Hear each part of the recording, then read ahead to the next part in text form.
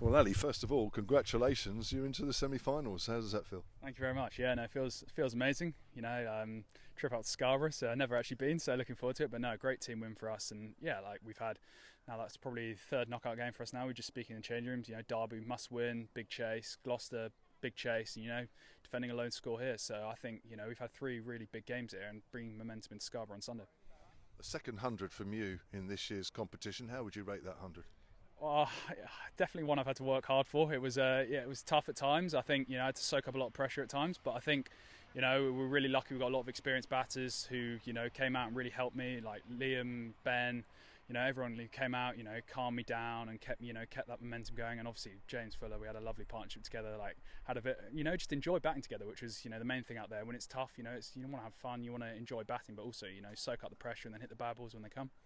That 96-run partnership for the sixth wicket, as you say, with James Fuller, was a really big partnership in terms of the game. Yeah, no, it was a massive partnership. I mean, I must admit, I played a bit second fiddle to James. He was, he's striking them really well, and I think, it's nice, setting a tone with him because he's, he'll put the bad ball away, he puts them back under pressure. So actually, if you do soak up a few dot balls, and Zafar Gohar's bowling very well, their other bowlers, it's easy to kind of get a few dots and think, oh God, but when you've got a guy like him down the other end, it does make it a little bit easier for you to sit and go, actually, no, he'll absolutely whack it out of the ground at any given point. But I mean, back to your knock, 100 on that wicket. I mean, without being unfair to Radley, obviously they've had no time to prepare a surface, but I would say, I don't know if you agree with me, but not the best surface that you played on in this competition. Yeah, I mean, definitely there was a lot in it for the bowlers. I think, as we saw, our spinners combined bowled 20 overs 60 runs. I mean, there's clearly a lot of spin there, and seamers as well. There's that extra bounce, a little bit slower, but I think as well, like you said, like there's a short time to prepare the wicket. I think there's credit to them for getting the game on in the end, actually. But I think sometimes it's a challenge. Like batting's not always, you don't get fluid hundreds, you don't get fluid runs like on flat decks. You've got to play what's in front of you, and I think the main thing is, as a team, we've come here, we've won, and now we're into the semis. So. Your second 100 in this competition, as I mentioned, are we seeing an Ali or 2.0 here in the way that you're playing? Well, I mean, I wouldn't know about that. I mean, it's nice to start, getting in the team, getting runs, getting a bit of momentum together. But I think, I'm just taking care of each ball as it comes and just, batting, playing each ball on its merit and just seeing what happens, really. So. It seemed when you got in, I mean, you hit the only 3 sixes in the Hampshire innings. So clearly, the longer you spent there, the more you obviously felt at home now.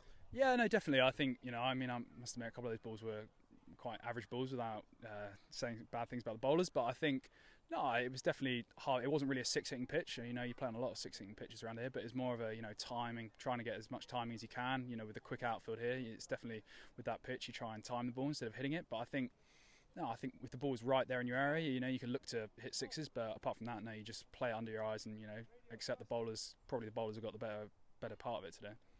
There were moments when Middlesex looked like they were going to challenge your total, and then Dawson, Andrew Neil and Kyle Abbott just picked up wickets at the right times. Yeah, I think obviously that over where James Fuller got 2 wickets as well really swung the momentum. I mean, I was stood at deep cover looking at the DLS and we were quite close, and then suddenly it shot up with those wickets. But no, I think definitely, Fernandez for them started really well, and I think they've got some really good players, and I think our bowlers always kept ourselves in it with how tight we were, and I think fielding as well. Ben Mays and Fletcher Middleton out on that boundary down the hill where I thankfully avoided it, but they fielded really well. Picking up, saving 1s, saving 2s, which makes a massive difference when we're defending 230. So I think obviously the bowlers, and I think spinners especially, but I think fielding as well. I think it's just a very good team performance, really. I know it's your first semi-final in the One Day Cup with Hampshire, but it's Hampshire's third semi-final in 4 years. Quite a record. Absolutely, quite a record, and looking forward to being part of it this year. Just thoughts on that game? Yorkshire have been pretty awesome in this competition as well, haven't they? Oh yeah, well, from what I've been looking on MV Play without outing myself as being a bit of a badger, yeah, they have been absolutely awesome. But no, it's Scarborough. I've never played there, and I'm sure a lot of guys are really looking forward to playing at Scarborough. So I think it'll be a great test for us, and also a great opportunity for us to try and get into a final and play on TV.